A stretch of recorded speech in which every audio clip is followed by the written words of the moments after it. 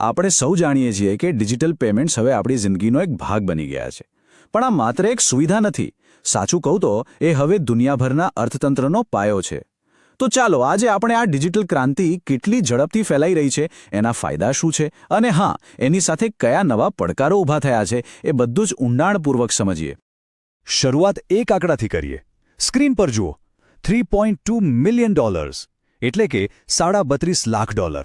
શું લાગે છે, આ શું હશે? કોઈ મોટી કંપનીનો નફો? ના, આટલા પૈસાનું ડિજિટલ ટ્રાન્ઝેક્શન દર મિનિટે, જ્યાં દર 60 સેકન્ડમાં દુનિયામાં ક્યાંક ને ક્યાંક થઈ રહ્યું છે. આના પરથી જ સમજી શકાય છે કે આ કેટલું વિશાળ બની ગયું છે. તો સવાલ એ છે કે આ બધું આટલું જલ્દી થયું કેવી રીતે? આપણો પહેલો વિભાગ આ જ વાત પર છે.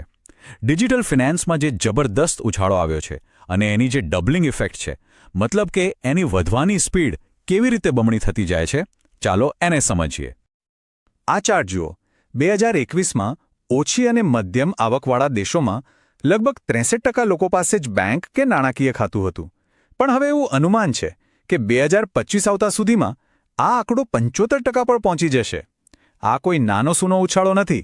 આનો અર્થ એ છે કે કરોડો લોકો પહેલીવાર ફોર્મલ ઇકોનોમી એટલે કે બેન્કિંગ સિસ્ટમ સાથે જોડાઈ રહ્યા છે. અને આ ગ્રોથની સ્પીડ કેટલી તેજ છે એ સમજવા માટે આનાથી સારો કોઈ દાખલો નથી.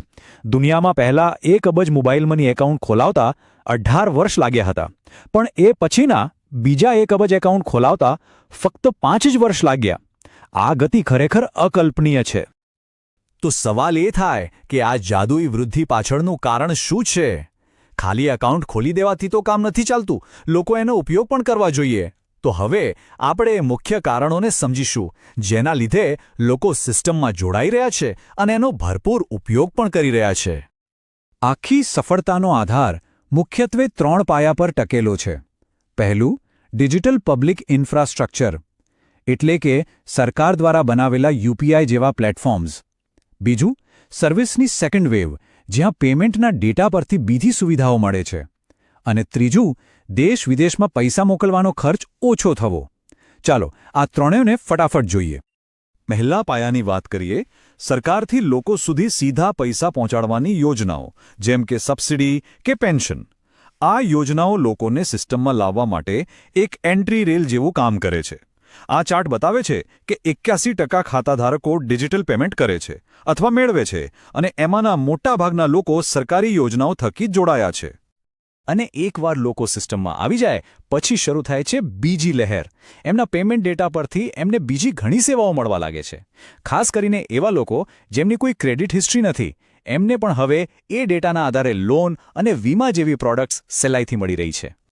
આનું એકદમ જોરદાર ઉદાહરણ અહીં છે. સબ સહારન આફ્રિકામાં નાના ધંધાઓ માટે ફિનટેક દ્વારા જે લોન અપાતી હતી એ 2020માં કુલ ફંડિંગના માત્ર 13% હતી, પણ 2023માં એ સીધી ઉછળીને 88% પર પહોંચી ગઈ. આ બધું જ પેમેન્ટ ડેટાના કારણે શક્ય બન્યું છે. આ બધી પ્રગતિ જોઈને ખરેખર સારું લાગે છે, પણ અહીં એક મોટો અને અગત્યનો સવાલ ઊભો થાય છે. શું બધા પાસે ખાતું હોવું એ જ સફળતા છે? શું આટલું પૂરતું છે? અને આ જ સવાલ આપણને આખી વાર્તાના એક નવા અને થોડા જટિલ પાસા તરફ લઈ જાય છે. તો ચાલો હવે સિક્કાની બીજી બાજુ જોઈએ. એવા જોખમો જે આટલી મહેનતથી થયેલી પ્રગતિ પર પાણી ફેરવી શકે છે. ખાસ કરીને વિશ્વાસ અને સુરક્ષાના મુદ્દાઓ હવે એક મોટી ચિંતા બની રહ્યા છે. સૌથી મોટો ખતરો છે ઓનલાઈન ફ્રોડ, જે એક રોગચાળાની જેમ ફેલાઈ રહ્યો છે. એક રિપોર્ટ મુજબ 2024માં દુનિયામાં ફોન વાપરનારા દર 5માંથી 1 વ્યક્તિ કોઈને કોઈ સ્કેમનો શિકાર બન્યો છે. આ આંકડો લોકોનો સિસ્ટમ પરથી ભરોસો ઉઠાડી શકે છે. બીજો એક મોટો પડકાર છે સ્ત્રી પુરુષ વચ્ચેની અસમાનતા. જો આપણે લોનના આંકડા જોઈએ તો એક ચોંકાવનારી વાત સામે આવે છે. પુરુષોની સરખામણીમાં સ્ત્રીઓને મળતી લોનની રકમ માત્ર 46% છે. એનો સીધો મતલબ એ છે કે ડિજિટલ પહોંચ હજુ પણ સમાન તકો નથી આપી રહી. અને આ કોઈ નાની વાત નથી. GSMA જેવી મોટી સંસ્થાઓ પણ કહે છે કે ભલે ગ્રોથ સારો છે, પણ ખાતાની માલિકીમાં સ્ત્રી પુરુષ વચ્ચેનો જે ગેપ છે એ ઓછો નથી થઈ રહ્યો.